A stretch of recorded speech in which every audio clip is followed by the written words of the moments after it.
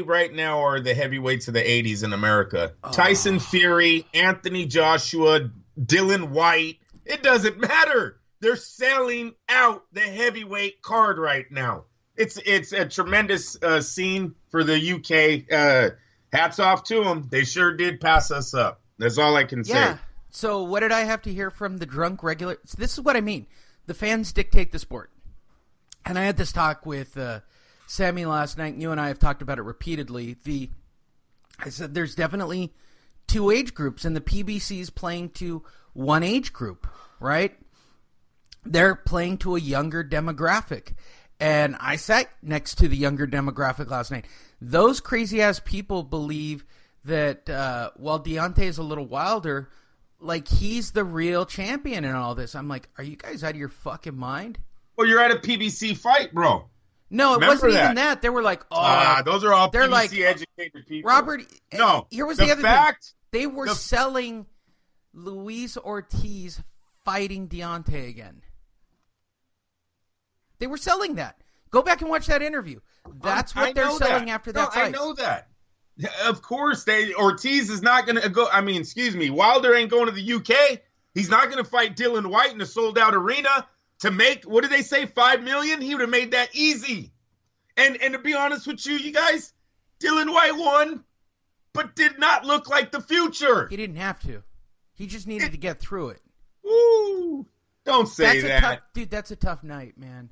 Hey, it was a good fight. And he didn't go on till like midnight in London. I mean, dude, that fight card dragged ass. Wilder ain't going over there. He'll fight Ortiz again in New York, Barclays Center. But, they'll say it's a sellout. You know what I mean? Shit like that. We'll never announce. Okay, by the way, let's talk about how PBC does this bullshit. So here's how it works. Now I've been to a real PBC fight and watched it firsthand. There were a lot of seats last night. Yeah, Watson Boysley on both sides of the main event. Both sides. Let me say it again. All you got to do, people, if you want to go to a PBC card, buy a suite ticket on StubHub for $20 to $40, or a seat in the whatever section. Just buy the cheapest seat you can buy. Yeah. They don't hold seats. I mean, they pretend that they're holding seats, but they're not holding seats. I did that for one of the Chavez Jr. fights. I drove out there. We bought a suite seat. Yeah. Yeah, and walk right down and go watch it wherever you want to watch it. They want everybody in the lower bowl. In fact, when TV went off, what everybody's seeing on Staples, the top of Staples Center was all blocked off. Okay, the upper area, right? So you have a very small loge area, right? And they're letting everybody come down and fill the lower arena. I sat, I don't know, I'm going to be realistic, 15 or 20 rows back on one of the lifters, ring center, camera. And I was on the camera side. I'm probably on camera for some of the fight. That's exactly where I was sitting, across from the camera. I mean, it's all right. I mean, I'm sure they made money, but it's a totally different vibe than going to Vegas. It's a totally different vibe than New York. LA is a different crowd. They played this to Mikey all the way, and there's nothing wrong with that. It's just, I think Mikey had him in the third. Well, we'll get into that. That's a whole nother topic. Where do we begin? This is a show about boxing. Hi, everyone. Lee Hanish, Andrew Labouche. That's your quick update. I wanted to get that off my chest because I brought back a full report card. There you go. What do I think of Staples for boxing? That was my first time for Staples for boxing. As a civilian. I think I saw a Klitschko fight there. I think. I went there a few times. I've been there for the Chavez Senior tour when him and his son went through there. I was there for Tony Peters. Remember when James Toney was a heavyweight? didn't like to run a lot. He won that fight though. No, it was good. Staples Center packs the house. No, and who owns the record? Who? I believe it's Mosley. Isn't it Mosley Margarito? Maybe. I think they own the record for the most ticket sales at Staples. It's kind of amazing when you think of all the great LA Laker playoff teams and stuff that have went through there, you know? Well, now that we have LeBron. Hey. We'll see. Hey. You try to get a ticket to go see LeBron play now in the West. Oh, I know. Oh, I hear you. I was trying to explain because we moved around. He goes, "What do you think this suite costs?" I said, "LeBron's here, and what this seat costs?"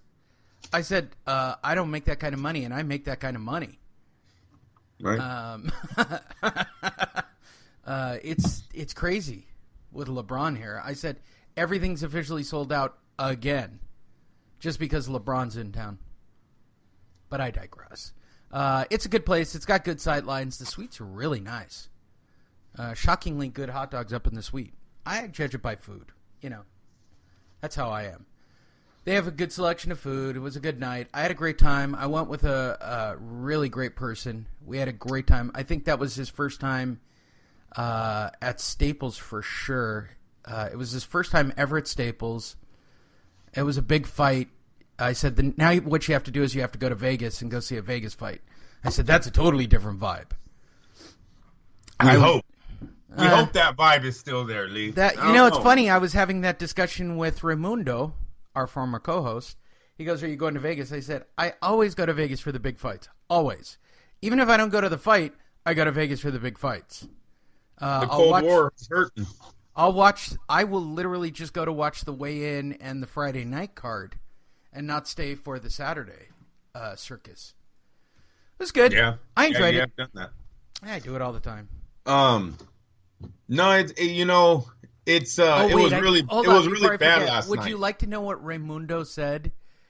For those of you who think that I make this shit up about not getting credentials, this is exactly what Raimundo said. Still having a problem getting credentials? First words out of his mouth. Haven't seen the dude in, 8 years? 9 years?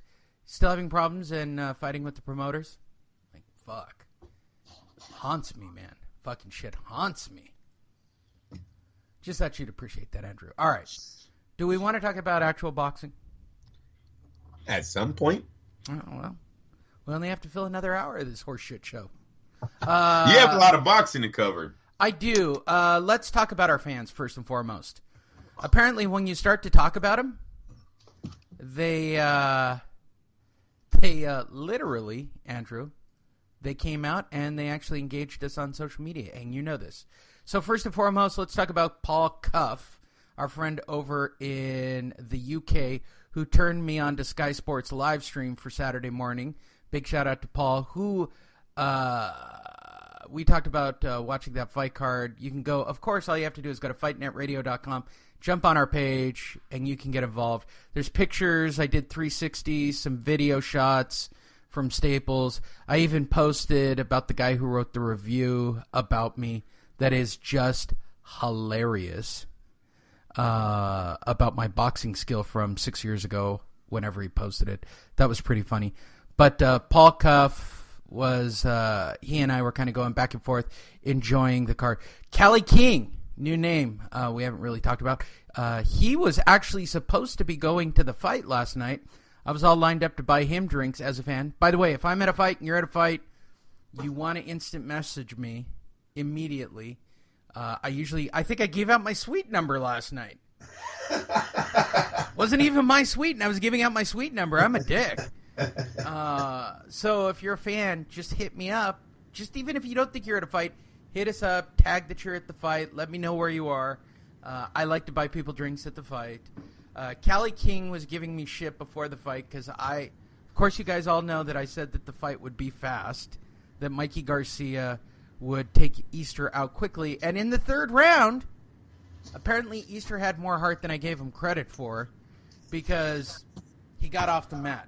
Good for him because he got lit up like a Christmas tree in that third round hard. That was a hard-ass knockout. Left hook, right hand, or right hand, left hook combo on. Jab, right hand, left hook. And very good combo. It was a great combo. Left, right, left. It was solid. Also, Jose Romero, who found it very funny that I gave him shit and was going to name the show after him last week. He also said, "Fuck you, Lee." I agree. Oh, wait, I'll read it. Great show, Lee. You guys almost made me crash my car down the 15 in San Diego. Roasting me, you asshole. Ha. And then again, later in the show, you said you were going to name the show Jose is a bitch. Fucker. Great show. Enjoyed the length. What else did he write? And the shout out. Oh, and I'm not a Raiders fan. Sorry, Andrew. I'm a diehard Packers fan. Born and raised in Milwaukee. Go Pack, go. Lee, don't hate on my team. I'm a Packer. Why should I? You're just going to finish in last place. And I like the Packers, Lee. Dude, they're going to suck the balls of the NFL this year. I don't give a shit. They used to beat the Niners all the time. I like the Packers. Yep. Juan Pablo Medal. It was a good show. I started cracking up when the Clarissa Shields convo came up. Damn right. Fucking ratchety ass bitch. What is it with her that everybody's so fascinated with her? Seriously, you guys, you kill me. Did I give all the shout outs this week? Am I good? Ruben Steff. Parker to beat White by a solid margin. You're wrong, sir. White is sloppy. Overly emotional and living on a. I was a little nervous, Lee. A lot of the UK guys were going Parker on me, leading into that fight. What the hell is going on with that? Wrong. Our boy Paul Cuff, who did text and talked about it last night, even after the fight, did say what an amazing fight night it was in the UK. Right?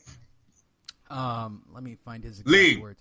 There were like 5 knockouts on that card. It was a good fight card, dude. Hey, Lee, if Klitschko came back, would he sell out right now over there? Oh, yep. Yeah. Hey, right now they're talking about his older brother and Lennox Lewis doing a little exhibition. Guess what? Bet you it does about 17,000. Oh, no doubt in my mind that it does a sellout. It is literally the America in the 80s or 90s with the heavyweights right now over there. And they're booming. They are booming. And I said the same thing, and this is what I talked about. The undercards for both of these fights were really good, and I have a theory on all this.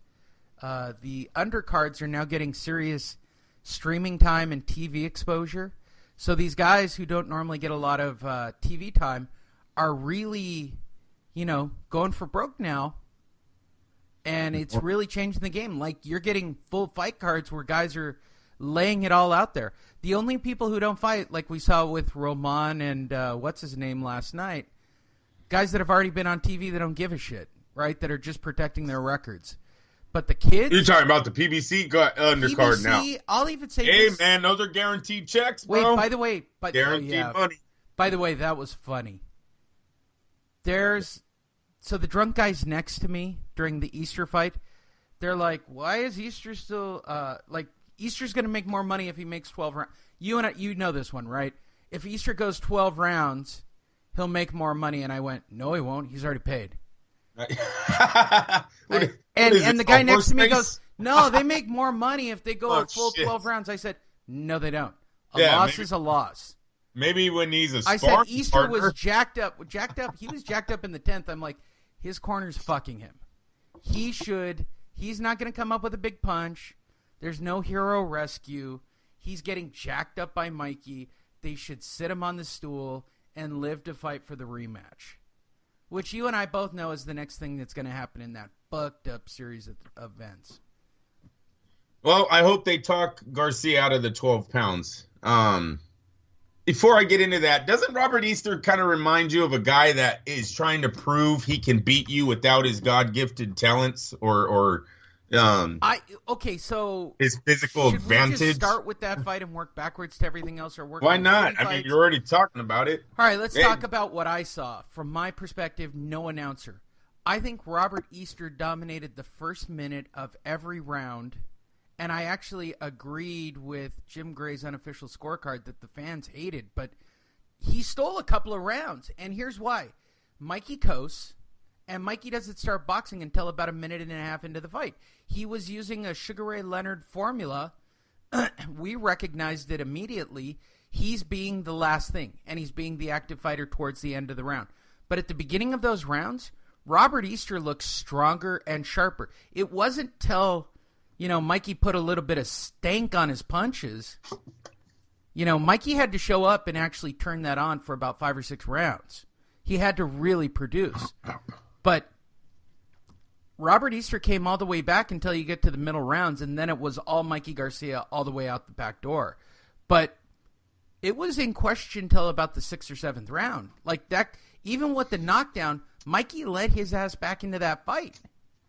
If you watch the early part of the fight, I agree with you, Lee. If you watch the early part of the fight, Robert Easter's trying a new game plan. right? He's using his jab. He's staying on the